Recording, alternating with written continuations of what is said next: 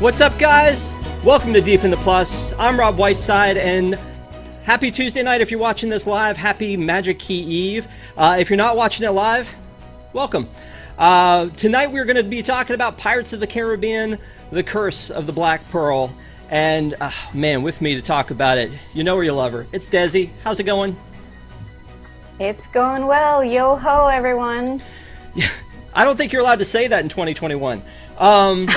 So we were going to have Tyler with us here tonight. He's sorry he couldn't make it, but he's left this in our hands to talk about Pirates of the Caribbean. This was, there were several movies that were made into, or attractions that were made into movies. And I think that, there was Haunted Mansion. I liked that movie. I don't think everybody did. Country Bears. That one's no. We did a review on that one too, but it was, yeah. But this is one where I think it was on the heels of Haunted Mansion, and it's just like, hey, now here comes Pirates, and Pirates was a huge blockbuster hit, and then tons of movies came after it. But right now we're going to focus on the Curse of the Black Pearl. Do you remember seeing this movie for the first time, Desi? Yes, I think I was a senior in high school. Well, and good night, everybody. No, I'm just kidding. I just fell in love with this movie. It was so awesome to me. It had the action, it had the romance. It was a little bit of everything for everyone, especially a Disney Parks fan. And I loved all of the little details that they threw in from the parks. Yeah, and they hit you with that right from the start. I mean, they have the logo, and then there's smog, and then you hear the girls singing. Why is it that children singing children's songs slowly is so freaking creepy? I mean, you think about Tower of Terror and, her singing that. And in this one, she's Elizabeth, who is, kind of our lead in this movie right now, right? Elizabeth is on the deck of the boat, the ship, and she is singing Yo-Ho, A Pirate's Life for Me. So we're already understanding that she is entranced by pirates. Then she finds a little boy floating on a raft, and then we find out more that she is on a military vessel, and they bring him on board, and then she finds out that he's got this like little pirate medallion. So I have this shot of them, if I can get to it. And what strikes me about this scene is, so he's laying on the deck, he's out cold, she's like, hey, let me pick his pockets. No, she doesn't say that. Right? She sees this gold medallion around his neck, and she looks at it, and then she very quickly takes it so that she doesn't, people don't find out that he's a pirate. But I was looking at that kid going, that kid got to be in Pirates of the Caribbean. I never looked up his name. I don't know who he is. He gets there to be, he is Will Turner. And then he sits up, he goes, Will Turner, and then he collapses, and then we never see him again. That's a shame, but at least he can say, hey, you know what? I was Will Turner in Pirates of the Caribbean. They're like, you're not Orlando Bloom. I don't know.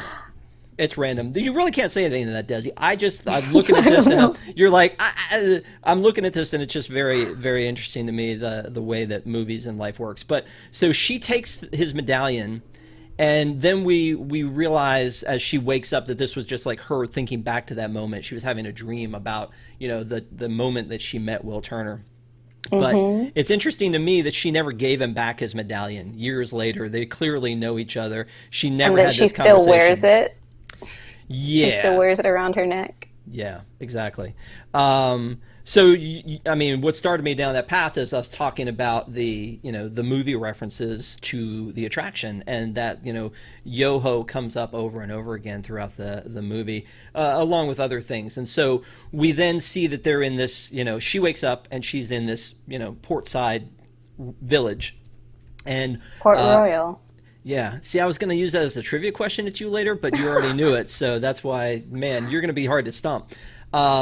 But so she's in Port Royal, but that reminds me a lot of, as you're getting into the attraction, and the Carlos Don't Tell Him scene where the pirates are there and they're getting dunked. So there's a lot of that imagery of Port Royal that we actually get to see in this movie that makes us feel like it's the movie. And I think it does an amazing job of making it feel like the attraction, right?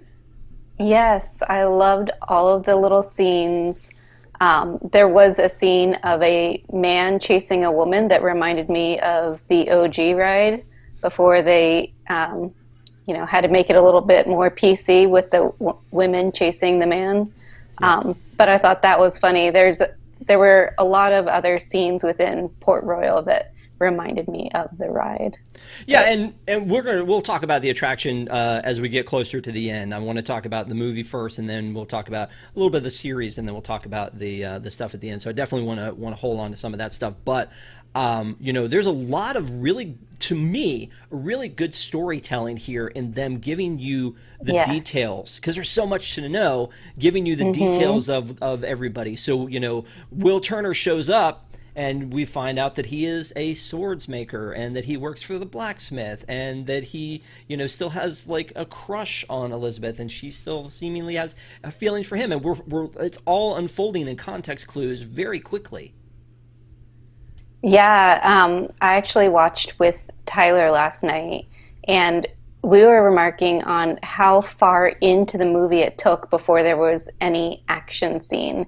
And I think that's because they put a lot of emphasis on character development, which unfortunately a lot of movies these days don't seem to care about as much. It's all about the action, and having that character development and knowing more about the backstory makes it more meaningful to me. Yeah, and you care more about the characters. So, even though this is based on the attraction, none of these characters are in the attraction. So they have to teach us. Yeah, exactly. Right. They have to teach us all about these characters and these people and who they are. And so I think they do an amazing job of that, so that we know that Norrington has becoming a bigger deal, and he's becoming, I think, is he becoming a Commodore? He's an admiral, I think, at the beginning. And no, then he's a lieutenant. Captain. He's a lieutenant in the beginning, because I couldn't remember I couldn't hear if they were saying lieutenant or lieutenant at him when he was on the boat, or on the ship. I keep saying that. I think they correct you a lot when you do a Disney cruise about the difference between a ship and a boat. So I'm like trying to go, it's a ship. But when he's, I think he's becoming Commodore, because I think he is a captain at this point, Right. and he's becoming Commodore. But Right. Elizabeth's father has become, like, he's the governor of Port Royal, so he is a big deal. And then he's having this sword made for the big presentation, and then he gives his daughter a dress because he knows that Norrington's going to ask her to marry him, and she's not really sure what she thinks about that. And at this point, we don't really creepy. know. Yeah. So you and I talked about this just beforehand. When this movie starts, she's a little girl, and he is a lieutenant in the army. Full-on man. Yep. And so then when we see her later, then he's going to marry her. And I guess that's the way things worked, but it just doesn't make it any less creepy, does it? It's even more creepy when you realize that Keira Knightley was a minor when this movie was filmed. She was only 17. So he looked like he was probably in his 30s at the beginning of the movie, and I'm guessing we're fast forwarding like 10 years later, and now he's in his 40s and she's 17, and that just creeps me out. Yeah, it's not great. But that's what bothered me at first, is because I don't know, when you first see the movie for the very first time, you don't realize how it's going to progress. When you go back and watch it, you know what's going to happen. And so when you see Norrington there and Elizabeth as a little child, I'm like, wait a minute, this isn't really good. But again, I'm sure it's probably accurate. So she has a thing for Will. Will has. Who wouldn't?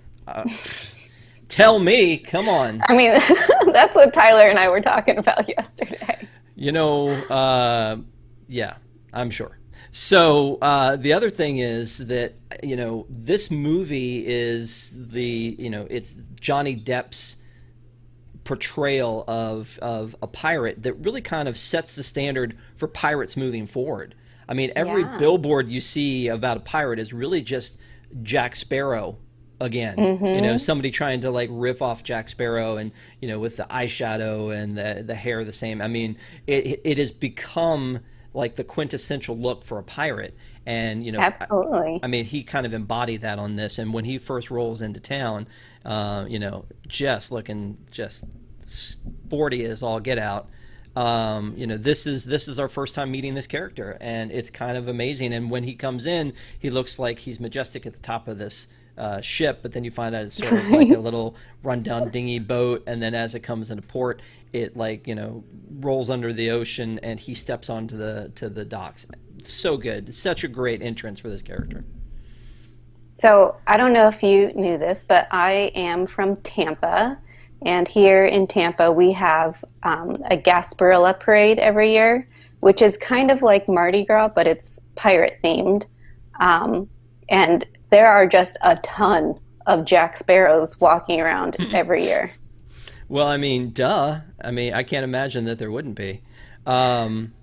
Yeah, and he's so, like, I don't want to say, like, slick, because that sounds like a weird way to put it, but I mean sly, I guess, and, you know, just cunning. Smug was the word that we were using. Well, but also cunning, because as things progress, you know, he kind of feels like he's always either a step ahead or he's got a way out of every situation, and I think that's what really is kind of awesome about him, and you know, the character of Jack Sparrow. So it's a great character, and, you know, obviously he's been in, you know, the entire franchise so far, and everything, you know, moving forward tells us they're going to kind of move away from him and into something else in the next movie, if, you know, whenever or if ever the next movie happens. I thought they were going to make another movie about the redhead with Karen Gillan. Yeah. Yeah, is that still happening? That's on the table, and there's also some kind of an offshoot movie as well. So, I mean, you know, they're talking about a reboot of sorts, but there's all kinds of possibilities that they could be doing for this. But it just seems like it's too strong a franchise, but it's been a minute since there's been a movie. So, you know, I can't wait to see. How long ago did Dead Men Tell No Tales come out? I think it was 2017, if I'm not mistaken. Yeah, that didn't feel like it was that long ago. Yeah. And there was a bigger gap between, I think, Stranger Tides and and the first and the World's End. So in this movie, he is coming to Port Royal. He's you know, he gets caught. I love the line like this. Remember, this is the day where, you know, you always remember is the day you almost caught Jack Sparrow. That's a fantastic bit. Captain Jack Sparrow. Captain, exactly. I love that he always is about the captain. He's always about his hat, that kind of stuff. It's really strong. You know, you love this character, but then he is also kind of slimy. Like when he jumps in to save Elizabeth Swann because she falls over the edge into the water, he jumps in to save her. I love the line where he looks at the one guard and says, "So you'll be saving her then?" No? Right. And then jumps in to save her, and then it's like, oh, well, this is a good guy. He saved her. And then, you know, to save his own skin, he grabs her, and then he gets a little creepy, as you mentioned earlier, with her being 17. Right. It makes it even creepier. Thanks for putting that out there, Desi. Sorry. And he cuts her corset off. He was trying to save her life. I know. I'm just throwing out that it was creepy. Indeed. So, I mean, it's really cool the way that, you know, we like this character, but he's still, you know, at his core, a bad guy. Right? Yeah. Well, I mean, he's a pirate. Yeah. So they're not loving pirates in this town, and they lock him up, and but they, you know, kind of give him a little bit of a break because he saved Elizabeth Swann. But when she jumps into the water, or drops into the water, she still has the necklace on, and it calls out to the, you know, to who knows who, the pirates. Now, there was an interesting conversation with, again, context clues with Jack and the guards, where they were talking about the Black Pearl, and they have this huge conversation about, oh, with black sails, with the army of the dead, and blah, blah, blah. And again, they're just telling us all of these things about it without it being awkward. There are so many times I'll watch a sitcom and it's the very first time that I'm seeing, you know, it's like the pilot episode, and they're like, oh, Right. where's Jenny? Oh, your mom? She's out at work, where she works at the hospital, where she is a doctor, and she takes care of patients because she is a surgeon. You know, and it's just Right. it hurts. And I guess you mentioned that earlier. Is it's a lost art seemingly, but it just struck me as very well put together. You are frozen for me, Yeah, I don't know what by the happened. way. Okay. It's fine. We'll get it fixed. But here, Okay. we'll just talk to you for a minute. Oh no. Yeah, there you go. I should have never said anything. No, no, it's happened. Go ahead. You know what? You and Tyler watched this movie together last night. Yes. What? Mm-hmm. And I believe that you kind of dug deep into some of the mystery of it. So, anything you can share with us there? I know that one thing we looked up was the timeline to figure out, like, okay, when did, you know, Jack get marooned on the island? It must have been before they stole the gold, before they got cursed. But then after they found the gold, Bootstrap Bill sent the piece of gold to his son. But then after that, after they had already been cursed, is when he was sent to the bottom of the ocean, because we were like, well, how does that happen? I guess he didn't die. So I guess he was just wandering around at the bottom of the ocean, not dead until Davy Jones found him. Well, and they talk about that in the next movie. So that is something that they bring up of him being like basically in purgatory at the bottom of the ocean. Because the timeline didn't make sense to me until we looked that up, because I was trying to figure it out. Yeah. So as Jack has tried to make his escape through the town, he comes across the blacksmith store or the shop, and he gets in there and he tries to get the cuffs off. And when he's in there trying to do that is when he meets up with Will Turner for the first time, who hates pirates. I mean, that's one of the places where they kind of go out of their way to be like a little in your face, because they want you to know that Will hates pirates. And so Is it that he hates pirates, or he hates this pirate because he threatened Miss Swan? I was under the impression it was more because he threatened Elizabeth. No, I think it's just that he hates pirates at the beginning, because that's the thing that he is unable to accept, is that his dad was a pirate.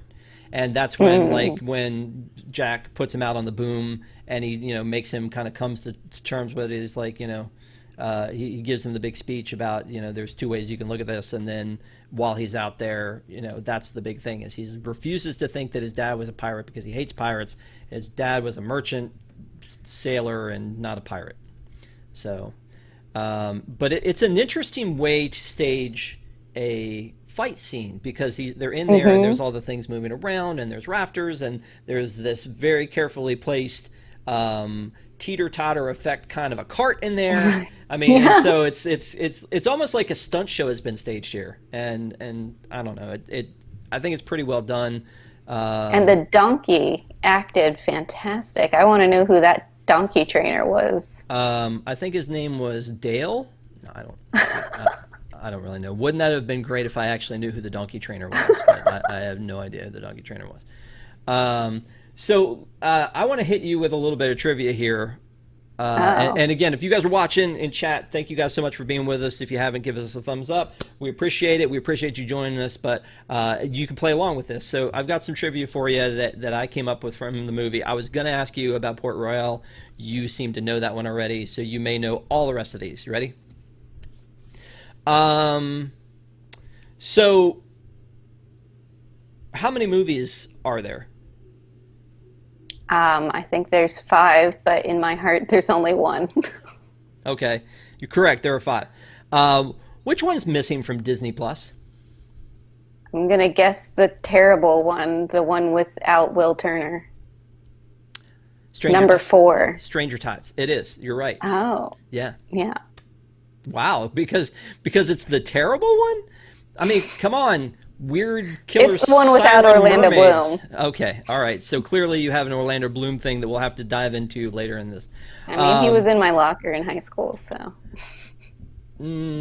That still, again, sounds a little creepy. It goes back to that. What's the name of the blacksmith? Mr. Tibbs? No, that was the friend. Oh man, now I don't remember. Mr. Gibbs is the friend. Gibbs! Yeah. Gibbs. But no, the blacksmith is Mr. Brown, because when they get to the blacksmith shop and they show the sign, it says J. Brown. So later on in the movie, when the pirates show up in town, right? And so the pirates show up at Port Royal because they've been called by the gold. She's the one being sought out because the gold's calling to them and it's around her neck, and she calls Parlay, which is a pirate rule that then they have to take her to the captain and she gets to negotiate something. So it's more of actual guidelines. Well said. Than rules. So she goes and she's taken to and again, this is where all of her talking about pirates in the beginning has now, paying off for us, the viewer, because we're like, oh, how would she know about Parlay? Well, because she's obsessed with pirates. They told us that in the first scene. And yet her dad seems completely surprised that she's into pirates. Well, I mean, isn't that the way? I don't know. I mean, did your parents know you were into Orlando Bloom and had him in your locker? I'm pretty sure my parents figured out that I was super into, the Backstreet Boys or whatever was super popular back in the 90s. Well, but I mean, think about this, that pirates are a bad thing. I mean, there's a sign that says pirates will be killed, and I mean, pirates are a bad thing. So I think she's keeping that, like, on the down low. I don't blame her for doing that. But so she gets called she gets taken to the ship, and then meets Barbossa. And then they leave the Port Royal with her and the medallion, because she has said her last name is Turner. We don't know why that matters at this point. First time we're watching it, we don't know why that matters. But they're like, oh, Turner, like Bootstrap Bill Turner. Okay, cool, come with us. We got a reason to take you. So they go, and he explains this is him explaining to her about the curse. And when he explains to her about the curse, he talks about the gold. How many gold coins were there? He's very specific about it. I'm going to guess 5,000. So close. 882. Oh, man. That chest looked like it had way more than 800. I'm just telling you what Jeffrey Rush has said here. So Jeffrey Rush as Barbossa, by the way, upon further review of this movie, is amazing. He is so good in this, and so is Johnny Depp as Jack Sparrow. Both of them, kudos, amazing, pull this whole thing off. I mean, Keira Knightley and Orlando Bloom just have to show up because they're pretty and they are good actors and they do what they got to do. But these two guys got lost in their character and were so good, everything about it. Like Jeffrey Rush, I don't think I can see him in anything else but this, because he's just so good in this one. So 882. So then Jack goes to Tortuga once he and Will steal the ship. And stealing the ships, by the way, was amazing. That's so smart, the way that whole thing worked out. That he's like, there's the best ship and there's the fastest ship. So I'm going to get everybody to come to the best ship, which I can't sail myself. And once they get here, I'm going to sneak on to the fastest ship and outrun them. And they didn't even leave one person on the fast ship. Right. Every single one of them went on to the best ship. Hey, there's 2 guys over there. Let's bring 60 of you to get those 2 guys who were trapped on a ship. They're not, I mean, it's not like they're running through the town. They're trapped on a ship. Yeah, maybe we have a little bit of suspension of disbelief on how that would work. But they get over to the ship, and then Jack and Will come back over to the other one, and they take off, and all that's great. So they disappear on this very fast ship. When they get to Tortuga, they meet Mr. Gibbs, who I don't know that I recognized from the first scene. And again, upon watching this the first time, you're just trying to take it all in. She's singing the Yo-Ho, she's a little girl, you meet her dad, you meet Norrington, you meet Gibbs. I don't know that I put it all together necessarily the first time I watched it, but he was on that ship originally. Then we learned that he had been with Jack, and he had, Makes you wonder how he got fired from the drinking, I would assume. Oh. Possibly. Because he's drinking when we first meet him. So I thought he was asleep when we first meet him. Was he? No, I don't think. Yeah, No. When we first meet him with the pigs. in the first scene. Yeah. Yeah, in the beginning. See, you've even lost the thread that he was in the first scene. Yes. No, I get it. I get what you're saying. But yeah, when he's with the pigs, that's another reference to the attraction, which is again great to see. So they're in Tortuga, and the Tortuga feels a lot like the whole village that you see in Pirates of the Caribbean: The Ride. Yes. Where everything's burning, and like you said, the chasing of the women, and he meets somebody. No, that was in the original one with Port Royal with the chasing of the women. Oh, I thought there was some of that in here too. There was like the woman putting the skirt over the guy's head. Okay. Was I think in there was a lot of debauchery, Desi, a lot of debauchery. So, all over the place, but yeah. you see somebody who looks like the woman from the auction, because I don't know that Red is the woman from the auction. Is what he calls her. He calls her Scarlet. She comes up. She looks very much like that. She slaps him in the face, and so there's a lot of little things and little tells to the original attraction in here, and so he's there to put a crew together. So he gets Gibbs on board. Again, there's that moment where he motions to Will Turner because he knows that Will is the real Turner, and I have Turner and Hooch in my head. It was just very bad. So which I started watching. You shouldn't. So Will Turner is there, and he's like, "Oh, that's Bootstrap Bill's son." And again, they're all like, "Oh, okay, he's a value," and we still, as the viewer, don't know why. So then the next morning, he's putting this crew together, and when he puts the crew together, there's a man with a bird. What is his name? Oh man. I can't think of his name. Shoot. Mr. Cotton. I know he doesn't have it. Oh, Mr. Cotton. Yeah. He doesn't have a tongue. Yes. Yeah. But so that's the trivia. You did pretty well. There. I mean, 882 coins. That was going to be hard to pull out. The movies you got, the Stranger Tides one, but for a really weird reason to say it's the bad one because it doesn't have Orlando Bloom. So yeah, but the interesting thing to me in this scene is not the man without the tongue, but that Zoe Saldana is one of the characters, because good Gamora, Lord, yeah. does she have a great resume? Yeah. Avatar, Star Trek as Uhura, all those movies with Chris Pine, Gamora, and now like Pirates. This is a great resume. Like, she is like, right. Yeah, it's insane the great choices she's made here. So yeah, like bravo. So when we see her, and she's great, she's awesome. So when we see her, we find out that he had wronged her as well. He owes her a ship. They're going to give her, the interceptor after he gets the Black Pearl back. And so he's got his crew together. He's got his mission that he wants to get the Black Pearl back. We know little things about the run-in that he had with Barbossa. We know that Barbossa left him on an island that he mysteriously, was able to get away from, which created this whole legend of Jack Sparrow. Turtles. So, yeah, he rode turtles. What did you tie them up with? Human hair from my back. Yeah. So, all that's going on. But then meanwhile, when Elizabeth Swann is on the ship with Barbossa and she's explaining everything, there's a very weird scene. After he explains everything, there's a couple weird scenes here. One of them that you talked about beforehand, which was, again, creepy, is he wants to watch her eat. Yes. Oh, it's so creepy. Yeah, and again, he does a great job of this, because I'm hopefully and pretty sure that Jeffrey Rush isn't this guy, but he really portrays this guy so well that he's like, oh, take a bite of this. Oh, and sip the wine. Yeah, how's that? That's good. Okay. Yeah, so, eat this apple. All right. Fun fact, Keira Knightley had never been in a movie where she had to eat before, and she didn't know that you're not actually supposed to eat because you do a whole bunch of takes. And she actually did eat everything and then got very sick afterward. That's just my fun fact. That is a fun fact. Thanks for that. I was just looking at the chat where they're mentioning a lot of references in Disney World from the Pirates, so we will get to that.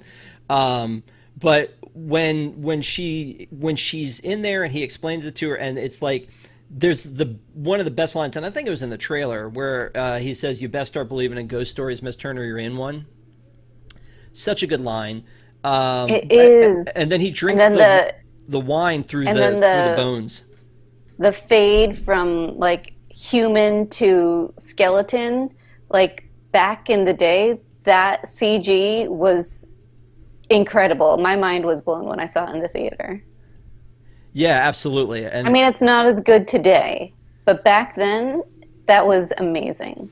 no, I agree. You know what I think is the transition is great. I think that what is bad is when they're all skeleton, it seems a little rough. When it's skeleton and Right. human, and I've got this picture of it. Like if we go back a little bit to when they're in Port Royal, and the pirate reaches through the the jail cell to grab Jack by the throat, and when he does, he grabs him in the moonlight, and you see this, and that's where we first find out about the curse and that it's real. That CGI is pretty amazing, but when they're actually on the ship, and we didn't even talk about that scene because that jail cell is where we have the dog has the keys, and Oh my that. God, that is my favorite. When I saw that in the theater, I Well, like squealed with joy because I thought that was such an amazing nod to the movie. yeah, it's You can keep doing that forever, and that dog is never going to move. yeah. I mean, it is one of the like best scenes in the attraction that I think everybody loves. And when you see these guys here, and it's just brought to life with the dog with the keys, it reminds me there was an episode of the George Lopez show, which I'm sure you probably never saw, but the George Lopez Oh, I show. have a story to tell you later. Okay, well, I can't wait to hear that. On the George George, Lopez is a bad person. That's all I have to say. okie doke.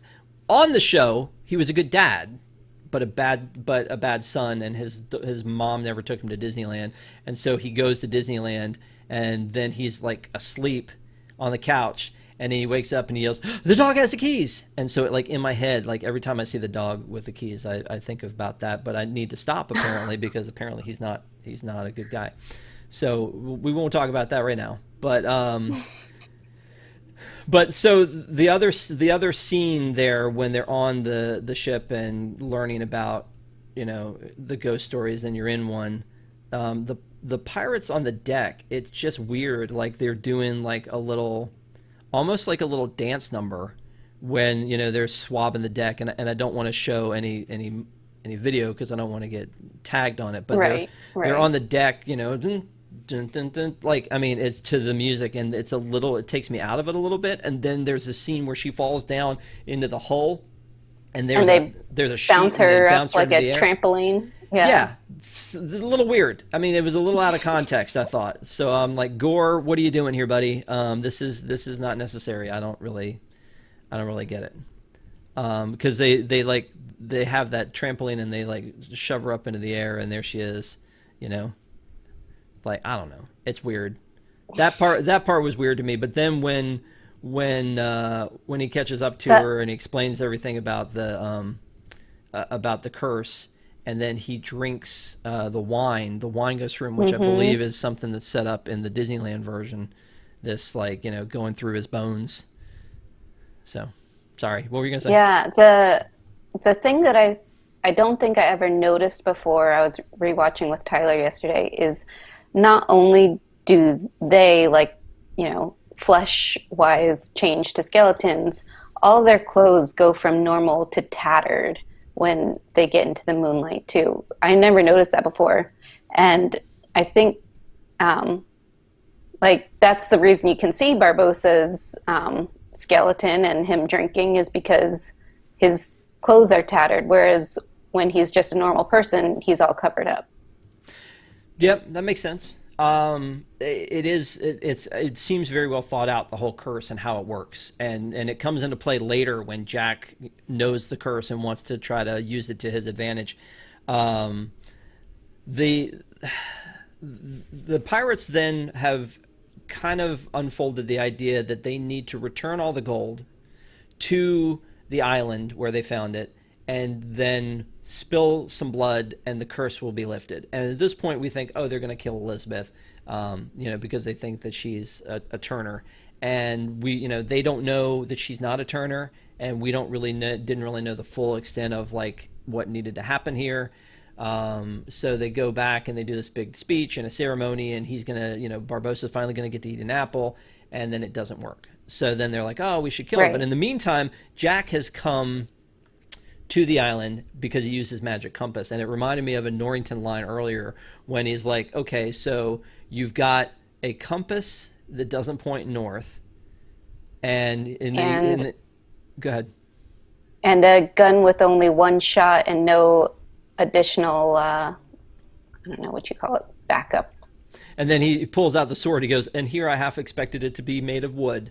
And so then he's like talking about how he's the worst pirate ever. And then when he does the switch on the ships, the other like lieutenant says, that must be the best pirate ever. And then, like, the payoff is there. It's just the setup was there about like, he just thinks Jack's a loser, clearly just a buffoon. And then it comes and it pays off later.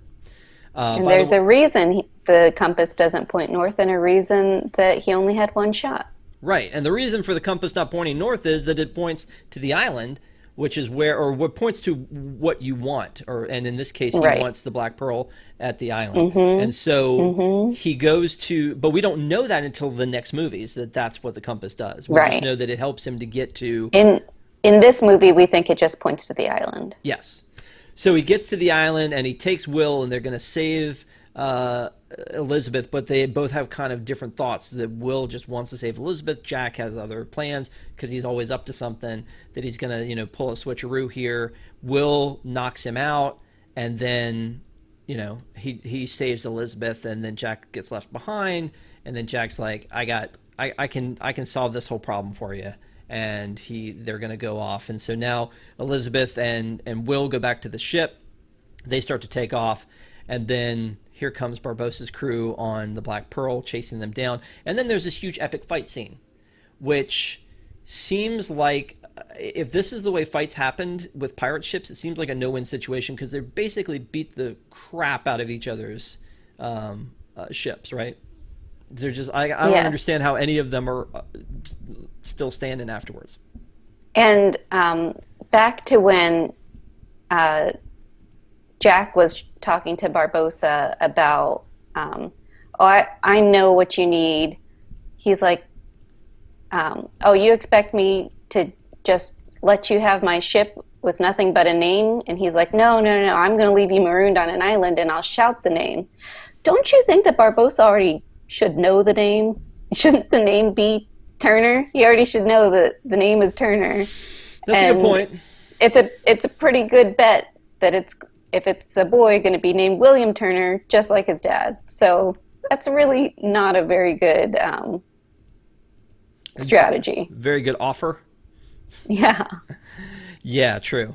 And through all this, we find out that Jack's crew was committed mutiny, led by Barbossa, left him on the island with one bullet or one shot, and the shot was for him to kill himself, and then he mysteriously got off the island. But you find out later that it was rum runners who showed up and then took him, gave him passage, and then they,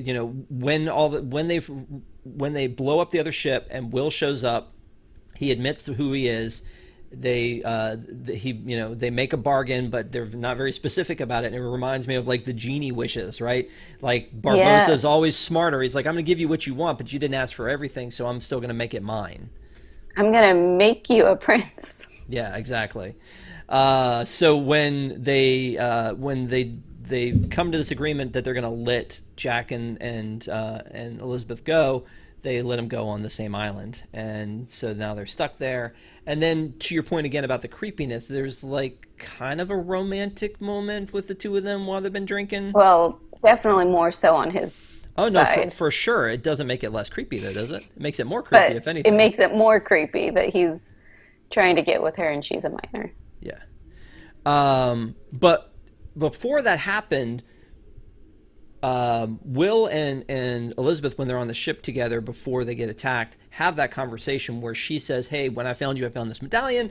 Here it is back. And your dad was a pirate, like confirmed your dad was a pirate. And, so now he knows the whole story, and he knows then he can sacrifice himself up to these guys.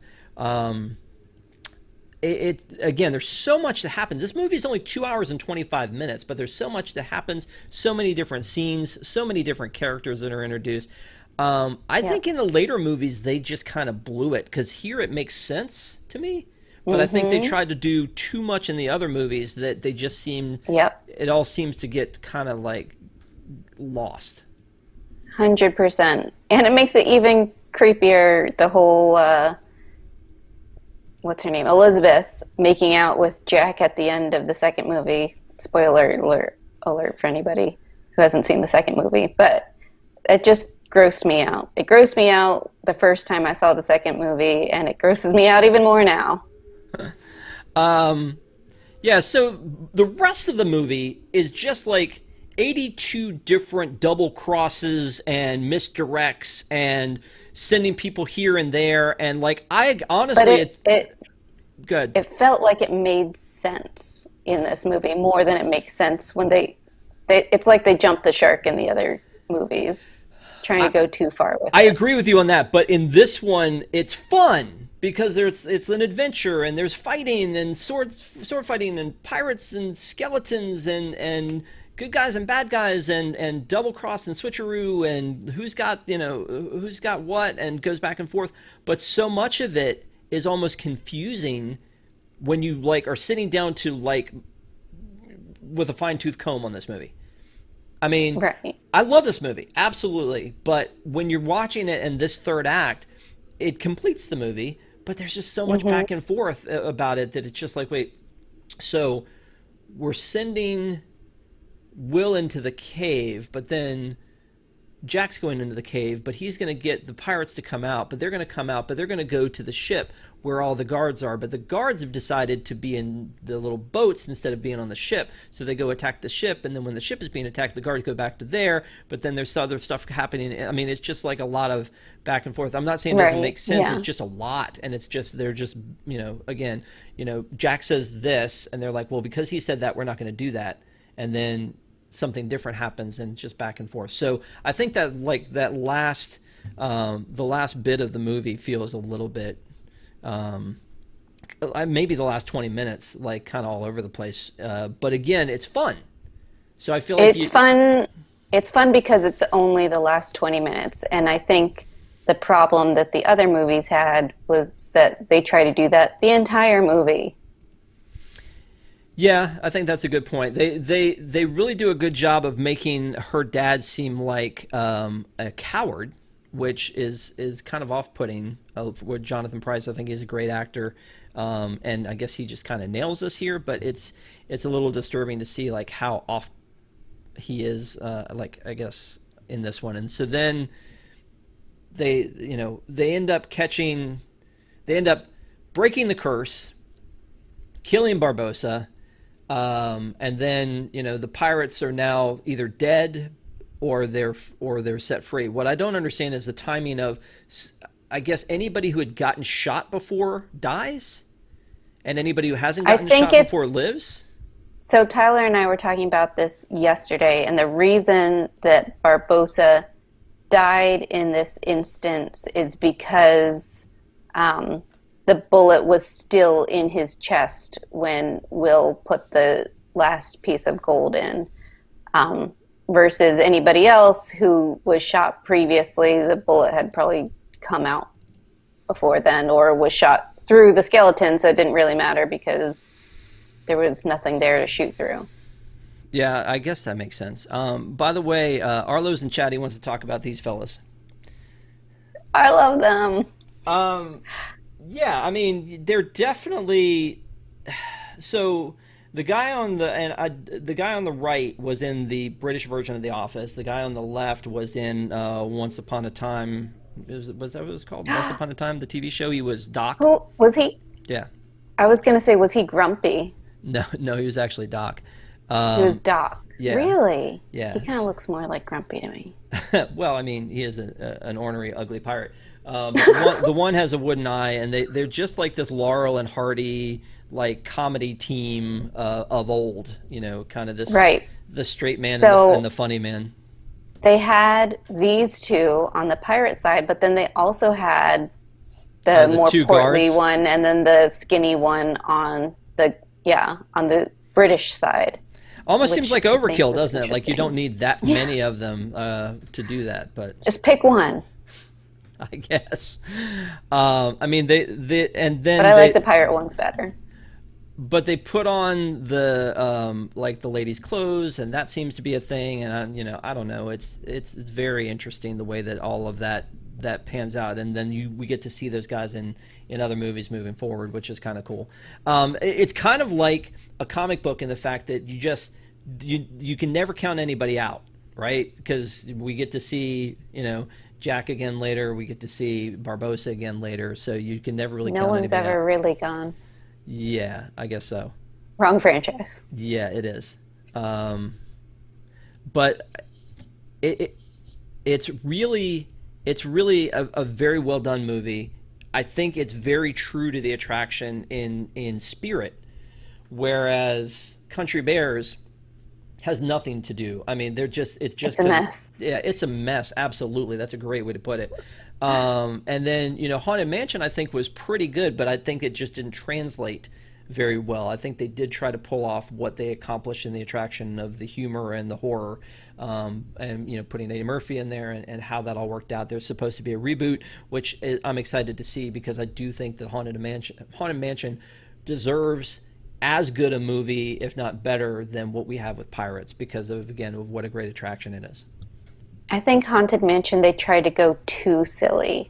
Whereas with Pirates, it was like, it was serious, but they still had some funny bits in it Yeah. that still made it humorous and enjoyable. And I would guess that's probably the direction they would go with a new Haunted Mansion movie. Not quite as Eddie Murphy Mushu type comedy. Is that what that type of comedy is called? Eddie Murphy Yes. Shoe type comedy? I did not know Yes. that. That's very interesting. Thank you for sharing that. So the whole movie, Jack's playing both sides. They get to the final scene. He's about to be hung, and there's going to be a rescue scene, or you assume there's going to be a rescue, and he's not actually going to be hung. I think Norrington in the very first scene talks about pirates, and he says it's a short drop with a sudden stop. And again, there are a lot of these cool, cute little phrases that are very old school, and whether they actually said them around those times or not, they seem to fit, and it's kind of fun hearing some of that stuff they say. So in this one, he's about to be hung, and it's just like everything comes back, right? Like we get to see Mr. Cotton's parrot because, again, we've referenced it earlier. The fact that Will throws the sword to keep Jack from falling, just like he did. Why when does he trapped throw, him. what happens if Jack didn't land on the sword? What if his legs went on either side of it? Why didn't he just aim for the rope? Because they established it early when he locked the door with the sword, and he says neat trick, so that that's something that he can do, is throw a sword like that. Now you're right, why wouldn't he do that? I don't know, but maybe it meant that it was going to be more suspenseful if he's tippy tapping on the sword trying to stay afloat instead of actually being free already. I don't know, you have to ask Gore. He's the man that was directed this one. And speaking of which, I mean, Gore Verbowski, he directed the first 3 Pirates movies with Johnny Depp. He directed Rango with Johnny Depp, and then he also directed The Lone Ranger. So kind of like Tim Burton, this was his guy. They came back to him over and over again for all these different projects. None of them as successful as Pirates of the Caribbean and The Curse of the Black Pearl. So No, I never saw The Lone Ranger with him, or what was the other? Rango? I never saw that one either. Rango was a cartoon, which was weird that he Okay. would direct a cartoon, but he did direct it. So when I'm thinking about these movies, this one's definitely my favorite of the Pirates movies, and it 100%. makes the most sense when they get into the whole Tia Dalma thing and the black magic and all that. It does get a little weird, but I mean, it was a great franchise. I think they really did a good job with it, and it was true to the attraction. The attraction, some of the things that they talked about when they added things to the attraction from the movie. So really weird. You have an attraction, they make it into a movie, and then they add movie elements back to the attraction. I have talked to people who think that the attraction was built after the movie. I mean, what? I know, people are nuts. I don't understand it. They think that the attraction was built after the movie, so it's kind of, it's very odd to think of it in terms like that. But they added some things back. A couple of the things I heard at the time were that they only added things back to it that, that would enhance it a little bit and not change the entire thing. But I do think it changed it a lot because of adding Jack Sparrow to the attraction in so many places. On top of the other changes that they've made over the years, you mentioned earlier about the women chasing the men instead of the men chasing the women. And then, of course, the big change that happened was the auction scene, where instead of it being an auction of women, it's women holding an auction, or Red kind of, running the whole thing. And she's got the gum and the gun and wants to make sure everybody's got the rum, and put those words together and it made gum. That's what I just said. So the attraction is a classic. Right? Yeah. I mean, and again, Johnny Depp's look as Captain Jack Sparrow is iconic. So those things together is really cool. I love, if you've ever seen the footage when they were promoting the last movie, where Johnny Depp was standing inside the attraction. Yes, that was so cool. Yeah, I can't imagine. Was jealous Right. that I wasn't there when that happened. I got to go to D23, a couple of D23s, including the first one where Johnny Depp came out dressed as Jack Sparrow, which was so amazing. Cool. He also received a Disney Legend Award at one point, not dressed as Jack Sparrow though, but very similar to the way that Tom Hiddleston came out as Loki at Comic-Con. He came out to introduce the movie in full costume and full character, and the place just went nuts. So it was really cool to see him in that, and then to see him walking in that attraction was really cool. So they had the attraction in Disneyland first, and then the legend is that they weren't going to make it in Disney World. Instead, they were going to make the Western River Expedition, because they thought, oh, East Coast people already know about pirates, so they're not going to care about pirates. But they don't know. But they don't know about cowboys like they do in the West. So we're going to make cowboys instead of pirates, and that was the whole plan. And then people were showing up going, "Where's that pirates thing?" So neither of these attractions opened with their parks. So it was like years after the park had been open, I think 67 when they finally opened Pirates of the Caribbean at Disneyland, and then it was 73 years after the park opened. I mean, a couple years after the park opened in Florida, where they opened it there, but they opened a shorter version of it. And out of necessity, the one in Disneyland goes down underneath the berm, outside berm, and into a show building and comes back. So there's a bunch more drops, and then the whole bringing you back up. And it's a longer attraction, and to me, it's a better attraction because of it. It is. Because it's got so much to it. And the charm of it being the original one, I think, is pretty cool. I only went to Disneyland for the first time maybe 5 years ago. And no, I guess it had to only be 3 years ago because I was pregnant. And I didn't realize that Disneyland had such a better version than we do. And I always thought that our version was great, but then it spoiled me, and then I was disappointed in our version. But I will say I like our Haunted Mansion better. Arch Fox says Cowboys would be better. You know what? What is it you like better about our Haunted Mansion? I don't know. Maybe I'm just more used to it. But because the fact that was an actual... We had extra scenes in ours, I'm pretty sure. The fact that one has an actual elevator, I think, is a very cool thing, as opposed to just a stretching room. Because the very first time I didn't know that ahead of time. The very first time I did it, I was like, oh, the stretching room makes so much more sense than ever now. Plus, they get the Jack Skellington overlay, I'm just saying.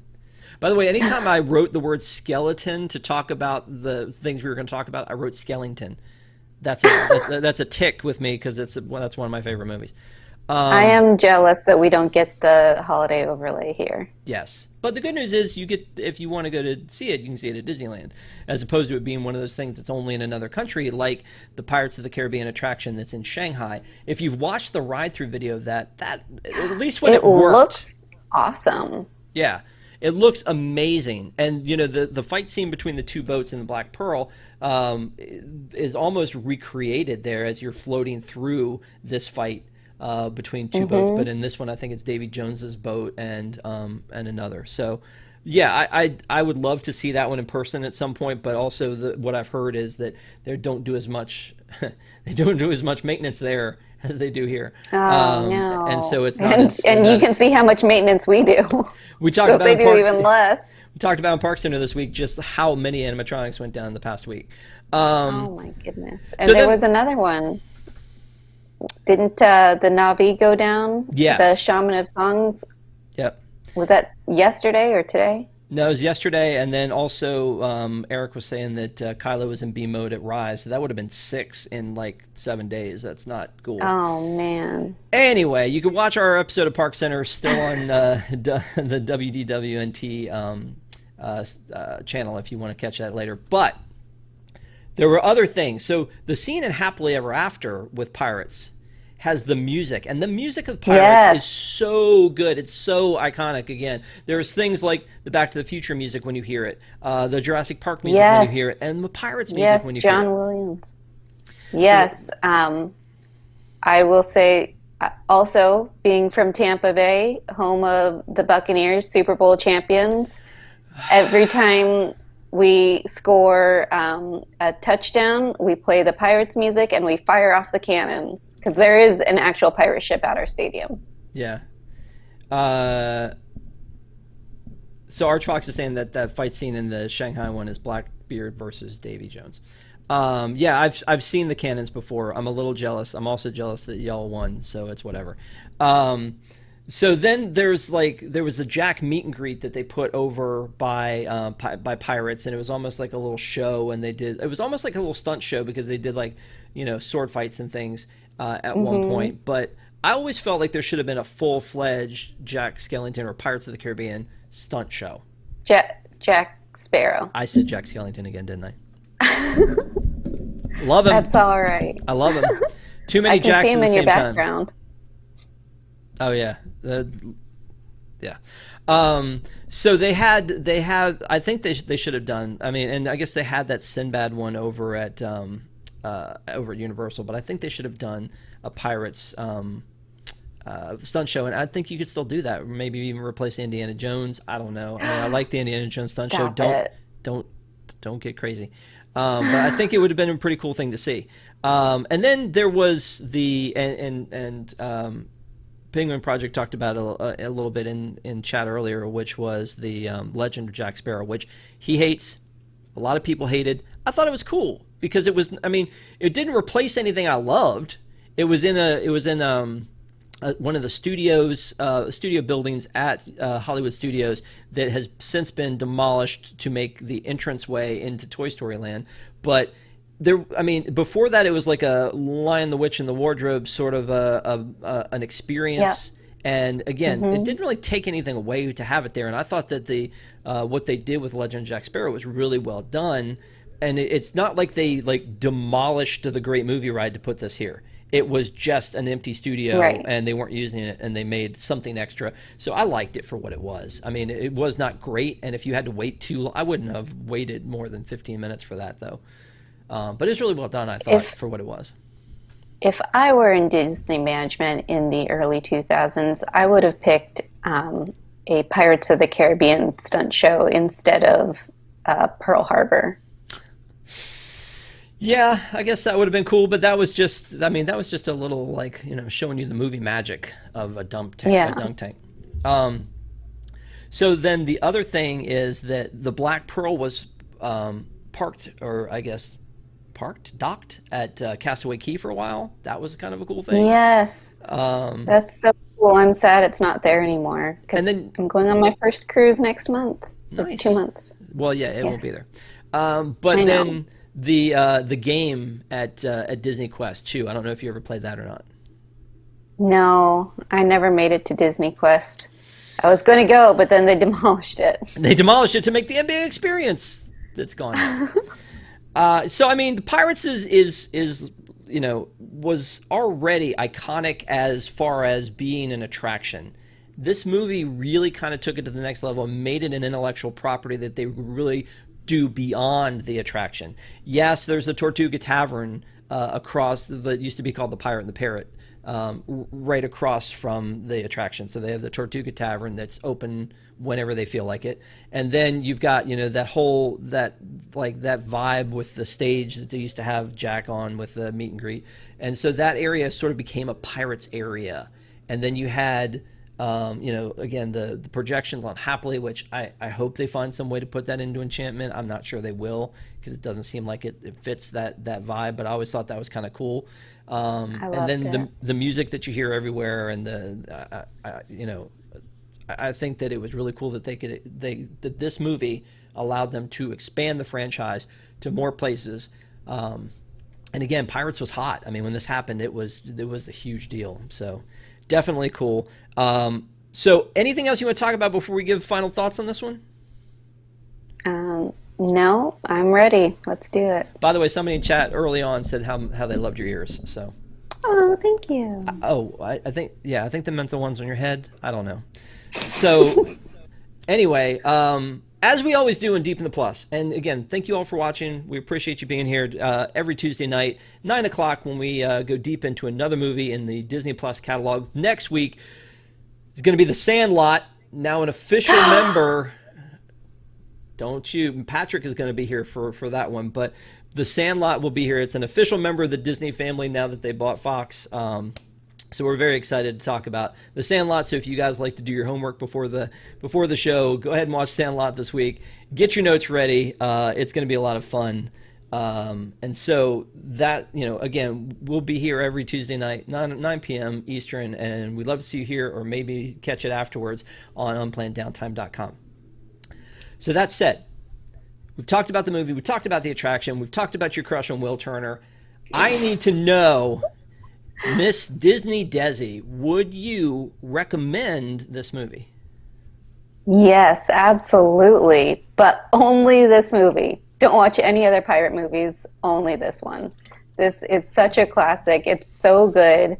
It's got a little bit of everything for everyone, and it doesn't feel like a jumbled mess with a lot of movies that try to be everything to everyone. And I love it. Go see it. Absolutely.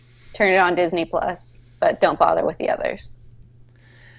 Well, so I agree with you. I mean, in a lot of cases, again, I use the litmus test of, do you need to have seen this to enjoy the parks? In this particular case, I don't know that you do, because the park attraction existed first.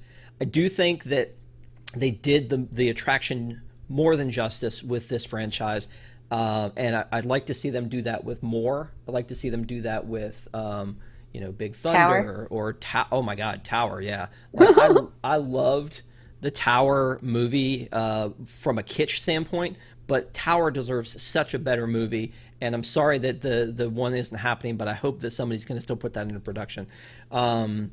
Mission to Mars, that one didn't have anything to do with the attraction. Pirates of the Caribbean was spot on, and it was really well done, and it then influenced the attraction. It was so good, but they didn't ruin the attraction by doing that. Tomorrowland?